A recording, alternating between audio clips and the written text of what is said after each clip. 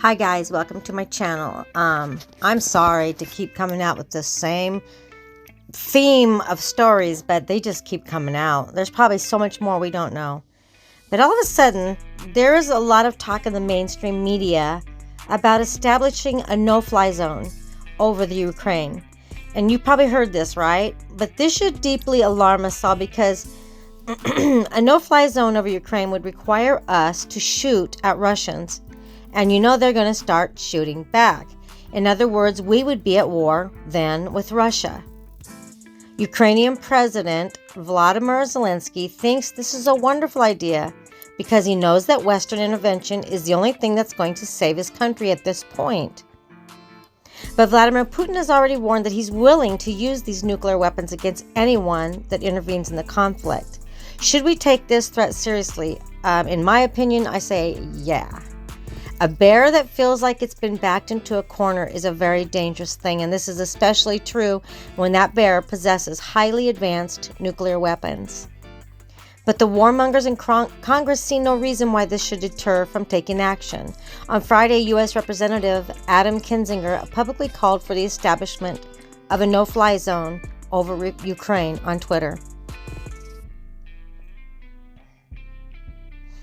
Wow, the only way that statement can be considered rational is if Kinzinger truly believes that Vladimir Putin would never actually use nuclear weapons against the United States. Unfortunately, Kinzinger is not alone. On Monday, U.S. Senator Roger Wicker also spoke in favor of a no-fly zone over the Ukraine. Wow, I'm telling you guys. Not to be outdone, U.S. Senator Rob Portman is actually suggesting that Ukraine should immediately be made a member of NATO. Wow, I'm telling you, everything is just biblical. I'm just flabbergasted. Does Portman really want us to fight such a war? First of all, after not being able to defeat the Taliban, despite being in Afghanistan for 20 years, is the U.S. military actually prepared for such a fight? And I think that the answer is obvious. Secondly, does Portman actually believe that both sides would restrain themselves from using nuclear weapons for the duration of such a conflict? Remember, we're talking about Senator Rob Portman. He's an Ohio Republican and a member of the Senate Foreign Relations Committee. Okay, that's what we're talking about right now, who also believes we should do this. I do not understand how people like this actually get elected into Congress, but the Washington Post is suggesting that the door for such a move has been left open based on this exchange between White House Secretary Jen Psaki and a reporter. Sorry for my dog. Peter Alexander, the reporter, he says, on military, is there any way in which the U.S. would support a no-fly zone over Ukraine? Psaki replies, well, here's what's important for everybody to know about a no-fly zone. What that would require is an implementation by the U.S. military.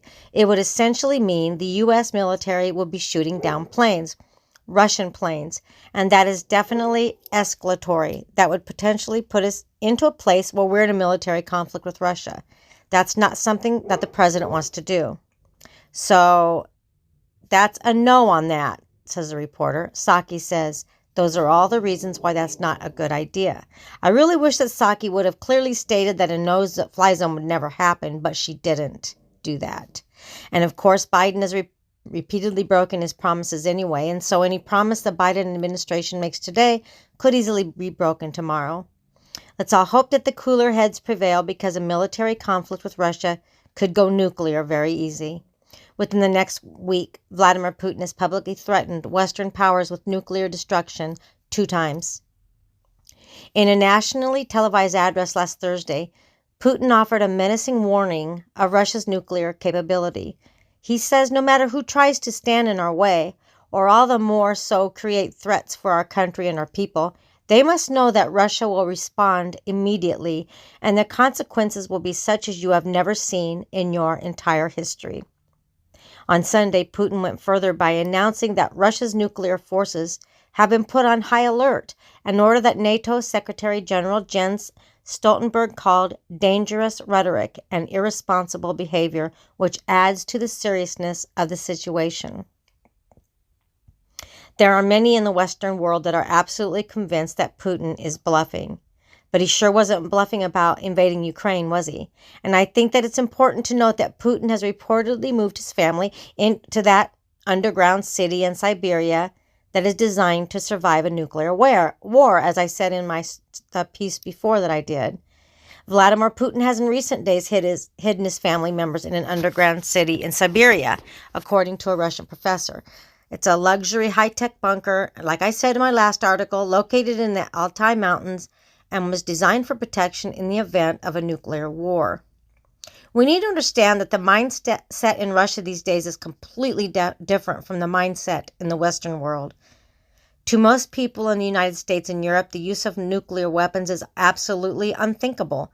But over in Russia, one of their most prominent news anchors just went on a wild rant in which he warned that Western nations could be obliterated by more than 500 nuclear warheads if they continue to mess with Russia. Vladimir Putin's propaganda chief has threatened the West with nuclear annihilation during a rambling broadcast on Russian TV. News anchor Dmitry Kiselyov told viewers across Russia's 11 time zones that the West would be blown into smithereens with more than 500 nuclear warheads if it continued to threaten Moscow. And right now, Russian nuclear submarines are conducting drills that are alarming many military experts. Russian nuclear submarines are sailed off for drills in the Barents Sea, and mobile missile launchers roamed snow forests Tuesday in Siberia after President Vladimir Putin ordered his nation's nuclear forces put on high alert over the tensions with the West over the invasion of Ukraine. This all sounds like this was all a plan to me. Like it didn't just, oh, look what happened because of this and this and this. It seems like it's been planned, in my opinion. Russia's Northern Fleet said in a statement that several of its nuclear submarines were involved in exercises designed to train maneuvering in stormy conditions. It said several warships tasked with protecting northwest Russia's Kola Peninsula, where several naval bases are located, would join the maneuvers. The Russians have the capability to launch an absolutely devastating first strike from their super quiet black hole nuclear submarines. From positions, oh my gosh, my dog. There's another dog walking down the street. From positions just off our coast, those submarines could potentially reduce much of our defense to ashes in just a matter of minutes. Unfortunately, most Americans don't understand how serious this threat is. A nuclear war with Russia must be avoided because the consequences are unimaginable. Thankfully, the federal government has issued some updated guidelines for how ordinary Americans should respond if a nuclear attack does actually happen. Stay inside for 24 hours unless local authorities provide other instructions. Continue to practice social distancing by wearing a mask and by keeping a distance of at least 6 feet between yourself and people who are not part of your household. Families should stay where they are inside, reunite later to avoid exposure to dangerous radiation, and keep your pets inside. You may not last very long after such an attack happens, but at least you can help prevent the spread of COVID, right? By social distancing and wearing your stupid mask. I'm sorry, but this is silly. Wow. Okay. There you go, guys. I hope that if we do go nuclear, that I'm one that gets it taken out right away, and I just don't go right away, because I live just a few miles from an Air Force base, so I'm sure that I'm not in a very safe place, but I don't want to get nuked and have to, try to survive and know that, I don't know. Sorry, I'm thinking out loud. But you guys, remember, in the end, Jesus wins. I love you. God bless you. I'm praying for you. Pray for me. And you know what? Let's just render the heavens with prayers. Love you guys.